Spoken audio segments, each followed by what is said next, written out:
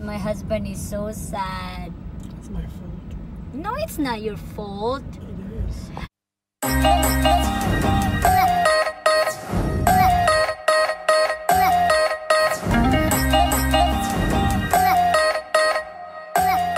Ozzy, say hi. Jai. Good morning, Team Lovey Doves, and welcome back dito sa ating channel. Ayun, ano ba na yan? Klarong-klaro naman talaga na mas malaki to kaysa dito. Search na po kayo dahil breastfeeding mama tayo, kaya ganyan talaga yan. Yes, yun na. It's about 3 p.m. na ngayon. Napaka-low ng day namin ngayon. Ang daming nangyari. Hindi masyadong masaya, kaya hindi na sana ako mag-update. Pero naisip ko na why not, diba? Naging okay naman ako. Ang asawa ko, andito lang siya. Hindi siya nagtrabaho today because walang trabaho ba yet.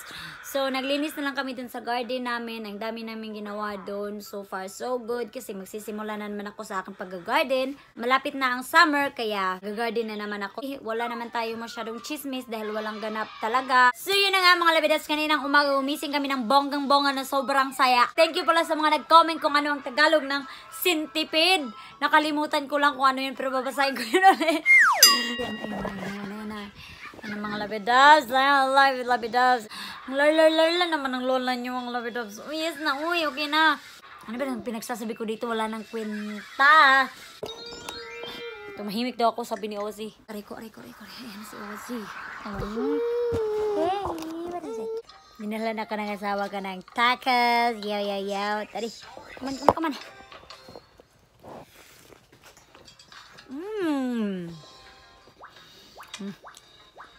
Sarap! So good, Daddy. Yeah, my husband made a handmade tortilla. What you make, Daddy? Tortilla mano. Are you Mexican? So good, Daddy. A little bit. You try it?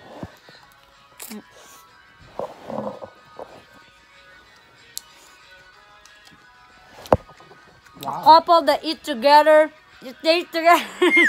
Wow. Daddy, make more. You want more? Hello, hey Mexicano. Why is that so dirty?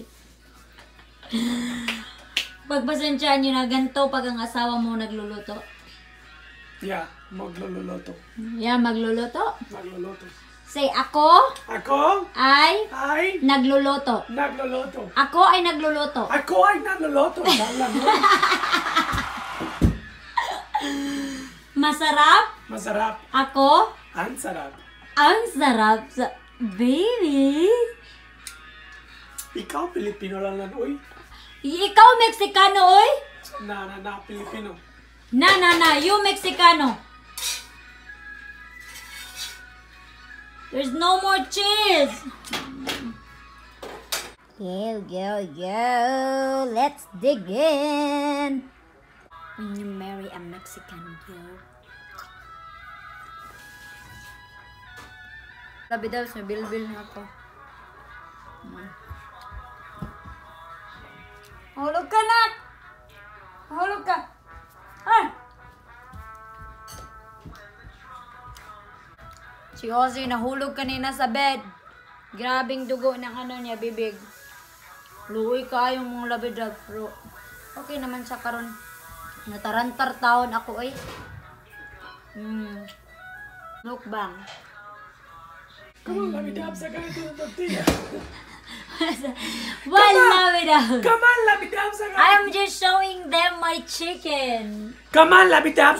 Don't what you don't because I gotta do the tortillas, coño. Dale, chinga tu madre. Dale. My husband is making this one. He's just putting it here. It's tortilla. Ito yung, kumbaga, parang rice sa kanila. So, if rice yung atin, sa kanila naman ng mga Mexican is yes, tortilla. Tortilla Tortilla is is my rice. Manny's rice, my husband's rice. ¿Qué pasó? What? My husband's gonna say something. You know how Filipinos, rice is life? Tacos is life, Mexico. Tortilla's life for...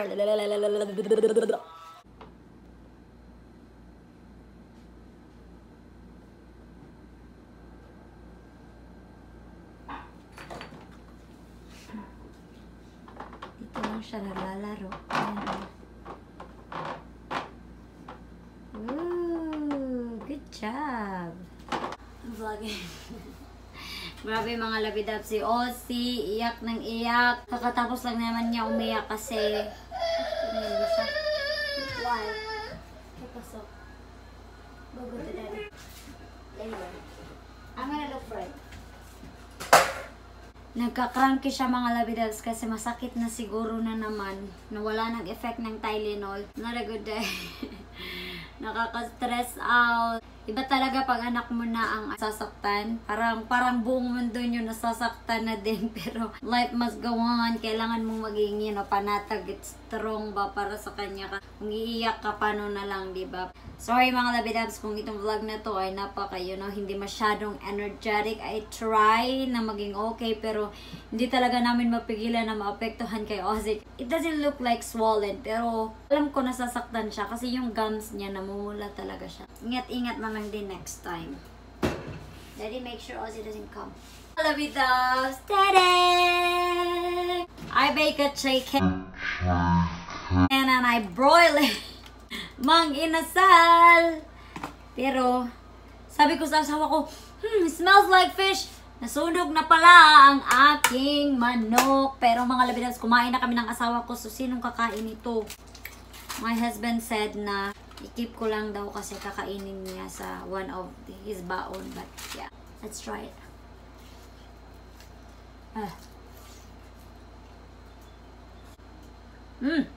Tuyo, lemon, garlic, at pepper lang ang minarinate ko dito mga labidabs for 2 days. Madumi ba yung kuko ko? Ayan. All the goodness is there. Good. Set aside na lang muna mga labidabs. Kakainin niya na lang dito next day. Or baka tomorrow ako kakain dito, diba? Masarap siya mga labidabs.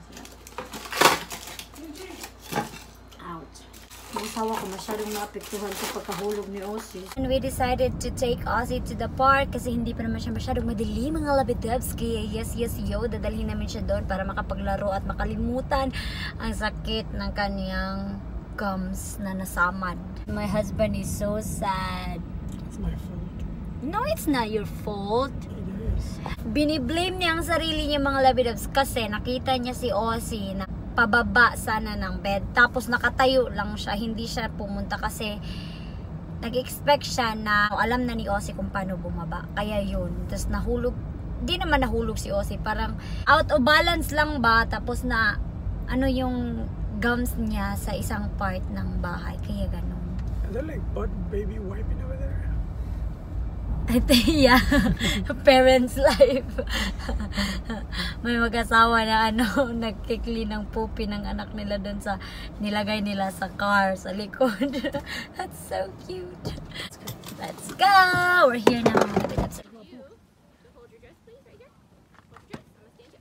We're here na. Tingnan nyo, may bump na yung sasakyan ko. Where are we? Parque? I'm at a parque. Parque? What the heck? This is so creepy. I know, it's fine. Is that your dog? Yeah. He's an owner. Oh. Got a heart attack. I'm like, what? Ah! Ah! Yay!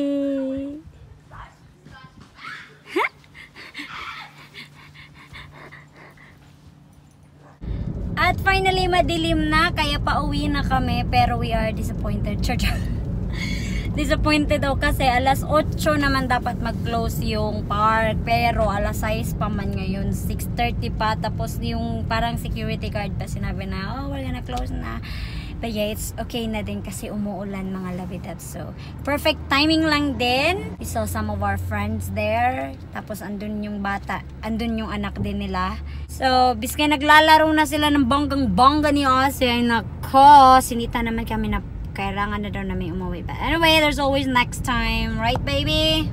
Yes. Are you still feeling bad? Yes.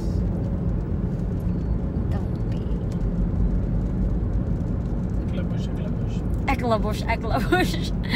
Okay na si Ozzy. Tingnan niyo si Ozzy sa likod mga labidab. So, diba? Okay na siya. Gumaganon lang siya. Yes, you're right mga labidab. Nandito ako ngayon sa shower. Off muna natin ito. Nakauwi na kami at paliliguan ko na si Ozzy. Magba-bubble bath daw siya. Tingnan niyo siya. Ayan siya. Diba? Paliliguan ko na lang siya para diretso na kasi I think maaga siyang matutulog ngayon. I hope, fingers crossed.